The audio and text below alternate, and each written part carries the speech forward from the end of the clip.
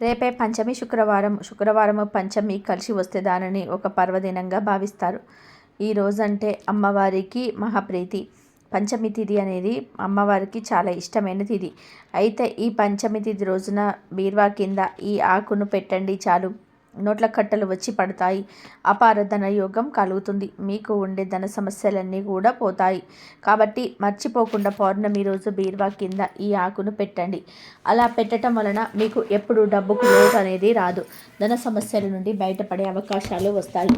పంచమి తిథికి ఎంతో శక్తి ఉంటుంది కనుక ఈరోజు తప్పనిసరిగా ఈ పరిహారాన్ని చేయండి. అలా చేయటం వలన చాలా చక్కటి ఫలితాలు వస్తాయి. మీ జీవితం అద్భుతంగా మారిపోతుంది. పంచమి అనేది చాలా మంచి తిథి. ఈరోజు అమ్మవారి ఆలయానికి వెళ్ళాలి. అమ్మవారు అంటే లక్ష్మీదేవి, దుర్గాదేవి, లలితాదేవి, ఇలా అమ్మవారి ఆలయాలు మీకు ఈ దగ్గర ఉంటే ఆ ఆలయానికి వెళ్ళాలి. అలాగే ఈరోజు కనకదార స్తోత్రం పఠిస్తే లక్ష్మీదేవి అనుగ్రహం కలుగుతుంది. అంతేకాదు పంచమి రోజు బీరువా కింద ఒక ఆకును పెడితే నోట్ల కట్టలు వచ్చి పడతాయి అని శాస్త్రాలు కూడా చెప్తున్నాయి. మరి పంచమి తిథి రోజున బీరువా కింద ఏ ఆకును పెట్టాలనే విషయాన్ని ఈ వీడియోలో వివరంగా తెలుసుకుందాం.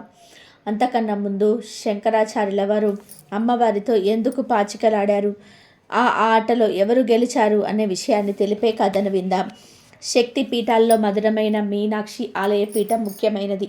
మీలా లాంటి అందమైన విశాల నేత్రాలతో ఒకే ఒక్క మరకత శిలతో అమ్మవారి విగ్రహం చెక్కి ఉంటుంది.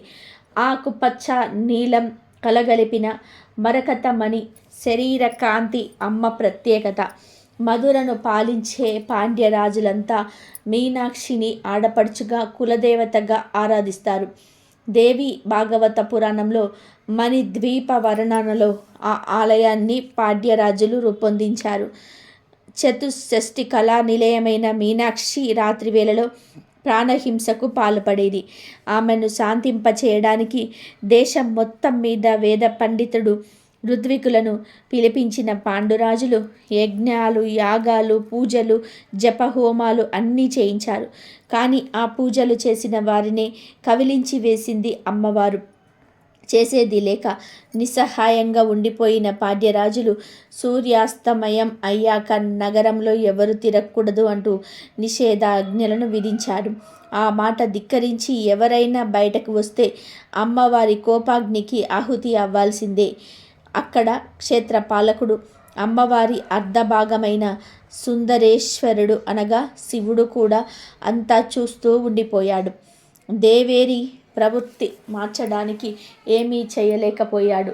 తన శరీరంలో అర్ధభాగమైన అమ్మవారిని అవమానిస్తే తనను తాను అవమానించుకోవడమే అని భావించాడు. అలాంటి సమయంలో మధురలో అడుగుపెట్టారు ఆది శంకరాచార్యులు. ఆది శంకరాచార్యులను అత్యంత భక్తి శ్రద్ధలతో ఆహ్వానించిన పాండ్యరాజులు సకల మర్యాదలు చేశాడు. అయితే ఈరోజు రాత్రి తాను మధుర మీనాక్షి ఆలయంలో ధ్యానం చేసుకుంటాను అన్న ఆది శంకరాచార్యుల మాట విని పాండ్యరాజు మునిగిపోయాడు. వద్దు స్వామి వద్దు, మేము చేసుకున్న ఏ పాపమో ఏ శాప ఫలితమో చల్లని తల్లి రాత్రివేళ తాపస శక్తిగా మారి కంటికి కనిపించని ప్రాణిని బలి తీసుకుంటుందని రాజ్యంలో జరుగుతుందంతా కూడా చెప్పాడు రాజు. అంతా విన్న శంకరాచార్యులు సన్యాసులు గృహస్థుల భిక్ష స్వీకరించే వరకే ఉండాలి, కానీ ఆ తర్వాత ఆ ఇంట ఉండరాదని చెప్పి జగన్మాత ఆలయానికి వెళ్తాను అడ్డు చెప్పొద్దన్నారు. దివ్య తేజస్సుతో వెలిగిపోతున్న ఈ బ్రహ్మచారిని ఇక చూడనేమో అని పాండ్యరాజు ఆవేదన చెందాడు. ఆది శంకరాచార్యులను ఆలయంలోకి తీసుకొని వెళ్ళి తిరిగి అంతఃపురానికి వెళ్ళాడు. పాండ్యరాజుకు ఆ రాత్రంతా కూడా నిద్ర లేదు. యువ సన్యాసిని అమ్మవారిని బలి తీసుకుంటుంది, ఆ పాపం నా వంశాన్ని పట్టి పీడిస్తుందని బాధపడసాగాడు. చీకటి పడింది. గర్భగుడికి ఎదురుగా ఉన్న విశాలమైన మంటపంలో పద్మాసనం వేసుకొని ఆది శంకరాచార్యులు ధ్యానంలో కూర్చున్నారు. గర్భగుడిలో అమ్మవారు అత్యంత ప్రశాంతంగా కరుణా రసాన్ని కురిపిస్తున్నట్టుగా ఉంది. అప్పటి వరకు అక్కడి వాతావరణం ప్రశాంతంగా ఉంది. ఉన్న పాటుగా ఆలయంలోనికి గంటలన్నీ వాటంతట అవే మ్రోగసాగాయి. ఆలయం మొత్తం దీపాలను వెలిగాయి. గర్భగుడిలో ఉన్న అమ్మవారు మెల్లగా లేచి నిలిచింది. అర్ధనారీశ్వరుడి వైపు తిరిగి నమస్కరించింది. అడుగులో అడుగు వేస్తుంది. ఇంతలో ఎదురుగా విశాలమైన మంటపంలో ధ్యాన సమాధిలో ఉన్న యోగిని గమనించింది. ఎవరితడు? ఇంత తేజస్సుతో బాల శివుడిలా ఉన్నాడేంటి? తనను చూస్తే అమ్మ ప్రేమ పెళ్ళుగుకుతుందేంటో అని అమ్మవారు తనకు తానే ప్రశ్నలు సంధించుకుంది. కానీ ఇదంతా గర్భగుడి గడప దాటే వరకే. మరుక్షణం ఓ నీడలాంటి రూపం ఆమెను ఆవహించింది. సాత్వికం పోయి మహాకాళి స్వరూపంగా మారిపోయింది. అప్పుడే కళ్ళు తెరిచిన ఆది శంకరాచార్యులు అమ్మవారిని కళ్ళారా చూశారు. తల్లి ఎంత అందవిహీనంగా ఉన్న పిల్లలకు అందంగానే కనబడుతుందన్నట్లు ఆది శంకరాచార్యులు అమ్మవారిని చూసి మాతృమూర్తిగా భావించి స్తుతించడం మొదలుపెట్టారు. ఆది శంకరాచార్యులను కవలించేందుకు అడుగులు ముందుకేస్తూ వస్తున్న మీనాక్షి ఆ శ్లోకం విని చటుక్కున ఆగిపోయింది. మీనాక్షి కొలువైన క్షేత్రం ఎంత అద్భుతమైనదో శ్లోకం రూపంలో చెప్పాడు ఆది శంకరాచార్యుల వారు. అప్పుడు ఆలోచనలో పడిన అమ్మవారు ఎదురుగా ఉన్న ఆది శంకరాచార్యుల, నువ్వు ఎవరు? నేను సంహారం చేపట్టే సమయంలో ఇక్కడేం చేస్తున్నావు? అడ్డు తొలుగు అంది. నువ్వు నాకు ఆహారం అవ్వాల్సింది, కానీ నీ వాక్కు విని ఆగిపోయానని చెప్పింది మీనాక్షి అమ్మవారు. అమ్మవారికి సాష్టాంగ దండ ప్రణామం చేసిన ఆది శంకరాచార్యులు అమ్మ శాంభవి చంద్రమౌళి రబల అంటూ స్తుతించారు. కరిగిపోయిన ఆ తల్లి ఏ వరం కావాలో కోరుకో అంది. అమ్మ, నాతో పాచికలాడతావా అని పసిపిల్లవాడు అడిగినట్టుగా అడిగాడు బాలశంకరుడు. తప్పక ఆడుతాన్నాయన, కానీ ఆటన్నాక పందెం ఉండాలి కదా, అందుకే ఓ నిబంధన పెడతాను అంది మీనాక్షి. నేను ఓడిపోతే నా భర్త ఆజ్ఞ మేరకు సంవత్సర కాలం నడుచుకుంటాను. నువ్వు ఓడిపోతే నేను వేసే ప్రశ్నలకు వివరంగా విసుక్కోకుండా సమాధానం చెప్పాలి అంది. ఆ ప్రశ్నలకు సమాధానంగా వచ్చినవే దేవతా స్తోత్రాలు, కవచాలు, సహస్ర అష్టోత్తర శతనామావళి స్తోత్రాలు. అమ్మ, ఆటలో నువ్వు ఓడిపోతే ఈ సంహార కార్యక్రమం ఆగిపోయాలి. నేను ఓడితే మొదట ఆహారం అవుతాను అన్నాడు ఆది శంకరాచార్యులు. అదే సమయంలో పరమేశ్వరుడి నుంచి ఒక కాంతి కిరణం మెరుపులా వచ్చి ఆది శంకరుడిలో ప్రవేశించడం ఆ తల్లి గమనించలేదు. తర్వాత పాచికలు సృష్టించిన అమ్మవారు, చిన్న వాడివి కదా, ఆట మొదలుపెట్టు అంది. పరమేశ్వరుడితో తప్ప మరెవ్వరితోనూ పాచికలాడని తల్లివి, సాధారణ మానవుడినైన నాతో ఆడడానికి అంగీకరించావు. అందుకని ఈ రాత్రి జరుగుతున్న వర్తమాన కాలం చాలా విలువైనది, మహత్తరమైనది అన్నాడు శంకరాచార్యులు. నిన్ను స్మరిస్తూ పాడుతాను తల్లి అంటూ ఆట మొదలుపెట్టారు శంకరాచార్యులు. సృష్టి స్థితి లయాలను నేను నిర్వహించగలనన్న గర్వంతో ఉన్న ఆ తల్లి కళ్ళల్లో చూపుల్లో ఎరుపుదనం, అహం కనిపించాయి. విజయం నాదే కదా అంది మీనాక్షి అమ్మవారు. ఆ పరాజయం ధర పొందిన అవమానం దైవం యొక్క పాదాలను పట్టుకునేలాగా చేస్తుంది. ఇది మాత్రం విజయం కాదా తల్లి అన్నాడు ఆది శంకరాచార్య భక్తి పారవశ్యంతో అమ్మవారికి మొక్కుతూ. అమ్మవారు దిగ్భ్రాంతి చెందింది.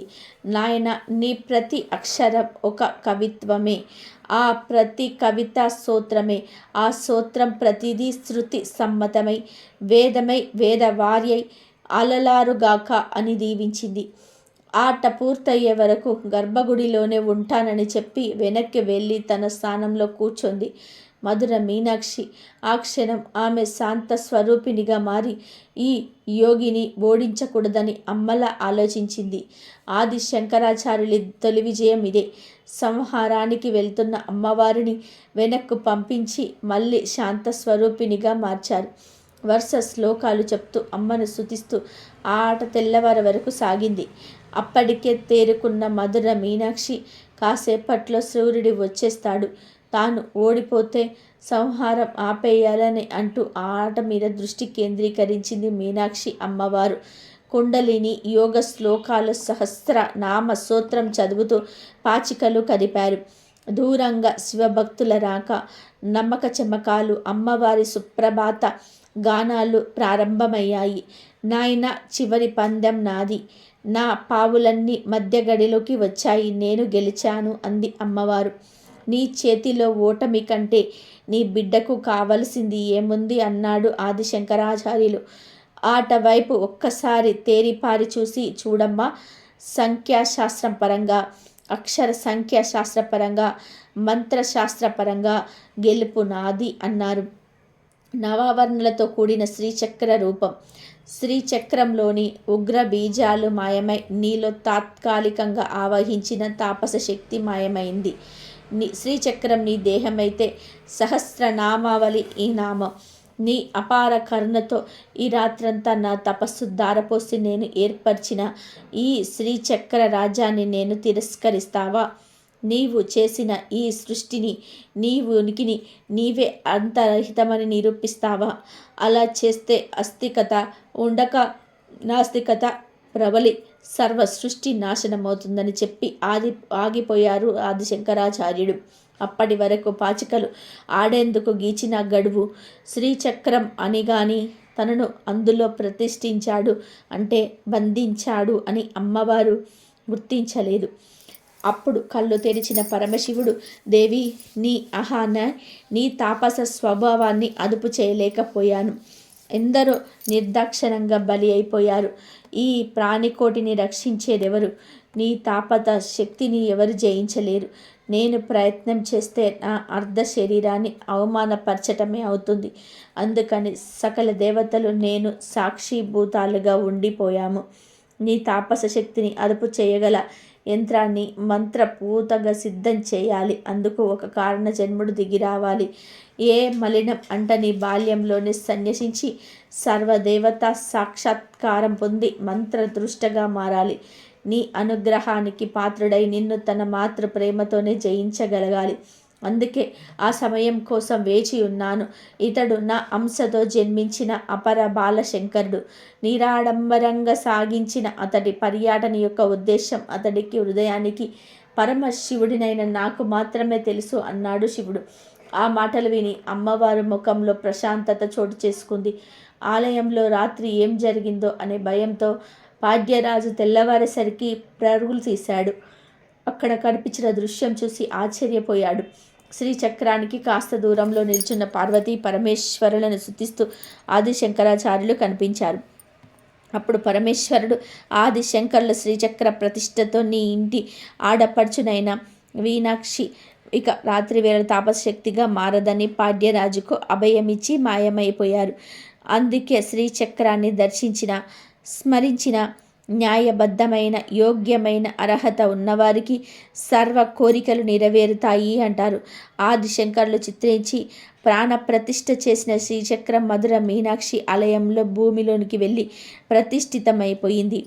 అందుకే ఆ ప్రాంతంలో మోకరిల్లిన ఏదో దివ్యశక్తి ఆవహించినట్టే ఉంటుందంటున్నారు ఇక భక్తులు. ఈ కథను చెప్పిన కోటి జన్మల పుణ్యం వస్తుంది. ఇక వీడియోలోకి వస్తే, ఎవరైతే ధన సమస్యలతో బాధపడుతూ ఉన్నారో, ధన లాభం కలగలేదని కోరుకుంటున్నారో, ధనవంతులుగా మారాలని అనుకుంటున్నారో వారు పంచమి రోజు చక్కగా ఉదయాన్నే నిద్రలేచి ఇంటిని వాకిలిని శుభ్రం చేసుకొని చక్కగా స్నానం చేసుకొని మంచి ఉతికిన బట్టలను ధరించి ఒక తమ్మలపాకును తీసుకొని బీరువా కింద పెట్టండి.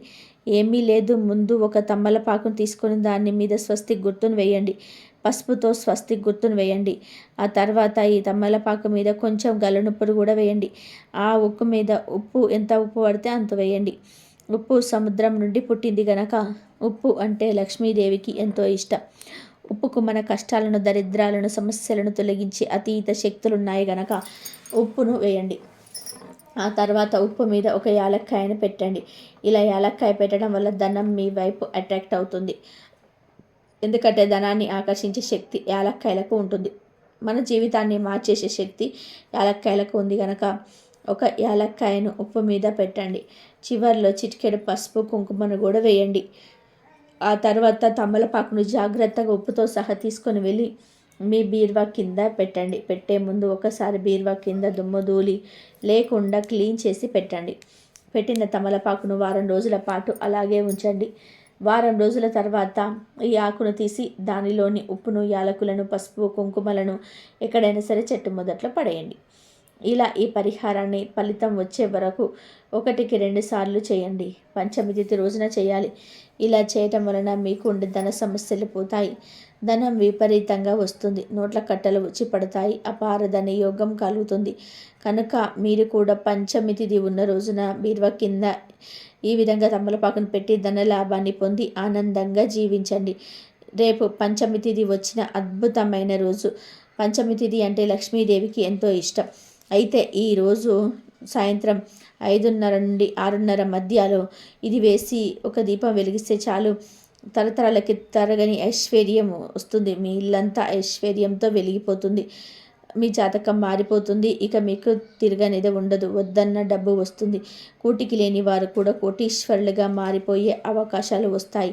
పంచమి తిథి అంటే లక్ష్మీదేవికి చాలా ఇష్టమైన తిథి.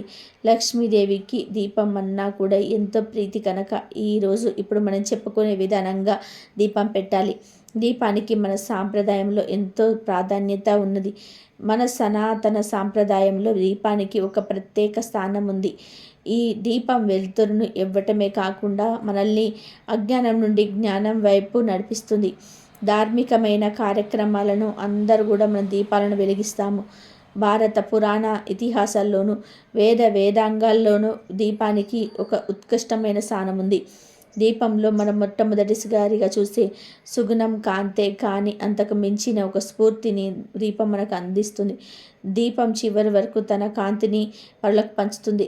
తన నుండి మరొక దీపాన్ని వెలిగించేందుకు తప్పిస్తుంది. దీపాన్ని మనో వికాసానికి, ఆనందానికి, సద్గుణ సంపత్తికి నిదర్శనంగా భావిస్తారు. వెలుగు సంతోషకారకం, చీకటి కష్టకారకం. జీవితం చీకటి వెలుగుల కలయిక. జ్ఞాన వెలుగులను ప్రసాదించేది దీపం. అజ్ఞానానికి చిహ్నమైన తపస్సును నశింపచేసి జీవులకు వెలుగు మార్గాన్ని చూపించేదే దీపం. దీపం పరబ్రహ్మ స్వరూపం అని భావిస్తూ ఆరాధిస్తారు. వెలిగించటం సనాతన భారతీయ సంస్కృతి. ఆర్పటం కలుషితమైన దానవ ప్రకృతి. ఏ ఉత్సవంలోనూ దీపాలను ఆర్పరాదు, చీకటిని నింపరాదు. ప్రతి ఉత్సవంలోని దీపాలను వెలిగించి వెలుగును పెంచాలి, కాంతులను పంచాలి. ఇది వేద మార్గం. దీపం వెలుగుకు సాధనం, వికాసానికి సంకేతం. దీపం ఒంటరిగా కనబడుతుంది కానీ అది ఒక వెలుగుల సైన్యం. మనిషి కూడా దీపం లాంటి వాడే. ఒంటరిగా కనిపించిన సమూహంగా మారితే ప్రపంచాన్నే వెలిగించగల శక్తి ఉన్నవాడు. అంతేకాదు ఒకే ఒక దీపంతో మన జీవితాన్ని కూడా మార్చుకోవచ్చని శాస్త్రాలు కూడా చెప్తున్నాయి. ఏమీ లేదు, పంచమి తిథి రోజు ఇప్పుడు మనం చెప్పుకోబోయే విధానంగా ఒక దీపం పెడితే చాలు, మీ జీవితం మారిపోతుంది. మీ ఇల్లంతా కూడా ఐశ్వర్యంతో వెలిగిపోతుందని పెద్దలు చెప్తున్నారు. మరి ఇంతకీ పంచమి తిథి ఉన్న రోజు ఏం చేసి దీపం వెలిగిస్తే మీ ఇల్లంతా ఐశ్వర్యంతో వెలిగిపోతుంది అనే విషయాన్ని ఇప్పుడు ఈ వీడియోలో వివరంగా తెలుసుకుందాం. పంచమి తిథి అనేది లక్ష్మీదేవికి ఎంతో ఇష్టమైన తిథి కనుక ఈరోజు ఆడవారందరూ కూడా తోచిన విధానంగా లక్ష్మీదేవిని పూజించుకోవాలి. ఈరోజు మీరు ఏం చేసినా చేయకపోయినా సాయంత్రం సంధ్యా సమయంలో అంటే 5:30 నుండి 6:30 మధ్యలో లక్ష్మీదేవి ఫోటో దగ్గర ఇప్పుడు మనం చెప్పుకో విధానంగా దీపం పెడితే చాలు, ఇంకొక రోజులోనే మీ కష్టాలన్నీ తొలగిపోతాయి. లక్ష్మీదేవి అనుగ్రహంతో తరతరాలకి తరగని ఐశ్వర్యం వస్తుందని పెద్దలు చెప్తున్నారు. మరి ఆ దీపం ఎలా వెలిగించాలి అంటే ఏమీ లేదు. ఈ పంచమి తిథి ఉన్న రోజున సాయంత్రం సంధ్యా సమయంలో ఆడవాళ్ళు చక్కగా స్నానం చేసుకొని లేదా కాళ్ళు చేతులు కడుక్కొని అమ్మవారి ఫోటో ముందు ఒక తమలపాకును కానీ ఒక రావి ఆకును కానీ వేయండి. ఆకు మీద పసుపుతో ఓం గుర్తును వేయండి. ఆ తర్వాత మట్టి ప్రమిదను పెట్టండి. మీ దగ్గర మట్టి ప్రమిద లేకపోతే మీరు ఎప్పుడు కూడా ఏ ప్రమిదతో అయితే దీపారాధన చేస్తారో ఆ ప్రమిదలోనే ఆకు మీద దీపం పెట్టండి. తర్వాత ఈ ప్రమిదలు నువ్వుల నూనె లేదా ఆవు నూనెను పోసి 3 ఒత్తులు వేసి దీపం వెలిగించండి. అలా దీపం వెలిగించిన తర్వాత వెలుగుతున్న దీపంలో అంటే దీపపు నూనెలో కొంచెం దాల్చిన చెక్క పొడిని కూడా వేయండి. పంచమి నుంచి ప్రత్యేకంగా దాల్చిన చెక్కను పొడి వేసి దీపం వెలిగించినట్లయితే పరిపూర్ణంగా లక్ష్మీ దేవి కటాక్షం సిద్ధిస్తుంది. తరతరాలకి తరగని ఐశ్వర్యంతో మీ ఇల్లంతా కూడా వెలిగిపోతుంది. కష్టాలు, బాధలు, సమస్యలన్నీ కూడా పోతాయి. తిరిగిలేని రాజయోగం పడుతుంది. పట్టిందల్లా బంగారం అవుతుంది. కాబట్టి మీరు కూడా రేపు ఎంతో పవిత్రమైన పంచమి తిథి ఉన్న రోజున సాయంత్రం సంధ్యా సమయంలో సింపుల్గా ఇప్పుడు మనం చెప్పుకున్న విధానంగా పూజించి అమ్మవారి అనుగ్రహంతో సకల ఐశ్వర్యాలను పొంది సంతోషంగా జీవించండి. ఇదండి ఈరోజు వీడియో. ఈ వీడియో కనుక మీకు నచ్చినట్లయితే ప్లీజ్ లైక్ చేయండి, షేర్ చేయండి, సబ్స్క్రైబ్ చేయండి. ఈరోజు మీరు ఏం చేసినా చేయకపోయినా సాయంత్రం సంధ్యా సమయంలో అంటే 5:30 నుండి 6:30 మధ్యలో లక్ష్మీదేవి ఫోటో దగ్గర ఇప్పుడు మనం చెప్పుకోబోయే విధానంగా దీపం పెడితే చాలు, ఒక రోజులోనే మీ కష్టాలన్నీ కూడా